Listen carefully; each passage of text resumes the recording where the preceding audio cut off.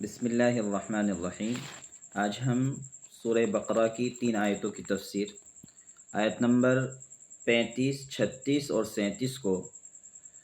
مختصر انداز میں سمجھیں گے۔ پچھلی آیتوں میں ہم نے پڑھا تھا کہ اللہ تعالیٰ نے حضرت آدم علیہ السلام کو فرشتوں پر علم کی بنیاد پر فضیلت عطا فرمائی تھی، پھر فرشتوں سے سجدہ کرا کر ان کو اکرام اور اعزاز بھی عطا فرمایا تھا۔ اسی اکرام اور اعزاز کے ساتھ ساتھ اللہ رب العزت والجلال نے حضرت آدم علیہ السلام کو ایک بہت بڑی نعمت یہ عطا فرمائی۔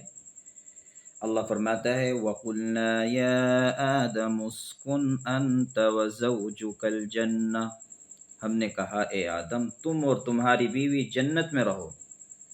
یعنی اللہ تعالیٰ نے حضرت آدم علیہ السلام کو جنت جیسے شاہی محل میں رہنے کا بھی شرف عطا فرمایا۔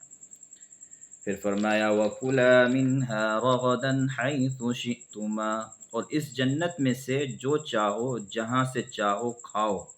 کھلی آزادی، کوئی روک ٹوک نہیں، صرف پابندی ایک چیز کی ہے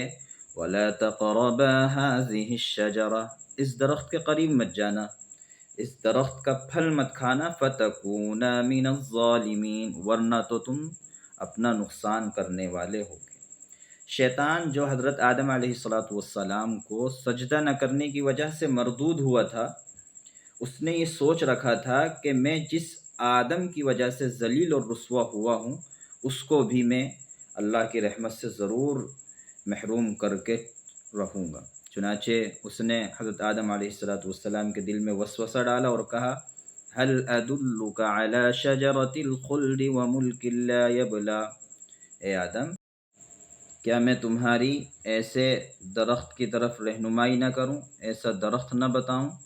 کہ جس کا پھل کھانے کے بعد تم ہمیشہ ہمیش جنت میں رہو گے، وملک لا یبلی، اور تمہیں ایسی بادشاہت ملے گی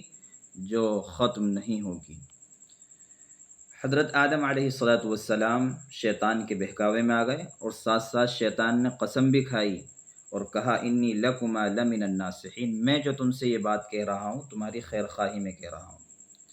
حضرت آدم علیہ السلام اللہ تعالیٰ کے حکم کو بھول گئے اور حضرت آدم علیہ السلام نے اس درخت کے پھل کو کھا لیا۔ قرآن کریم کہتا ہے فَأَزَلَّهُمَا الشَّيْطَانُ عَنْهَا فَأَخْرَجَهُمَا مِمَّا كَانَا فِيهِ، پھر شیطان نے ان دونوں کو اس درخت کی وجہ سے پھسلا دیا اور جس عیش و عشرت میں وہ رہ رہے تھے اس جگہ سے ان کو نکلوا دیا۔ وَقُلْنَا اهْبِطُوا، اور ہم نے کہا کہ تم سب نیچے اتر آؤ جنت سے، بَعْضُكُمْ لِبَعْضٍ عَدُوٌّ، تم ایک دوسرے کے دشمن ہوگے، وَلَكُمْ فِي الْأَرْضِ مُسْتَقَرٌّ، اور تمہارے لیے زمین میں ٹھہرنا ہوگا، وَمَتَاعٌ إِلَىٰ حِينٍ، اور ایک وقت تک کے لیے فائدہ اٹھانا طے کر دیا گیا۔ حضرت آدم علیہ السلام کو جب اللہ تعالیٰ کا یہ انداز دیکھنے میں آیا سختی والا تو اپنی غلطی کا احساس ہوا، بے چین ہو گئے، پریشان ہو گئے، لرز گئے، کانپ اٹھے کہ مجھ سے غلطی ہو گئی، اللہ کی نافرمانی ہو گئی۔ سمجھ نہیں آ رہا تھا کہ کن کلمات اور الفاظ کے ذریعے سے اللہ تعالیٰ سے معافی مانگوں، چنانچہ اللہ تبارک و تعالیٰ نے ان کے دل میں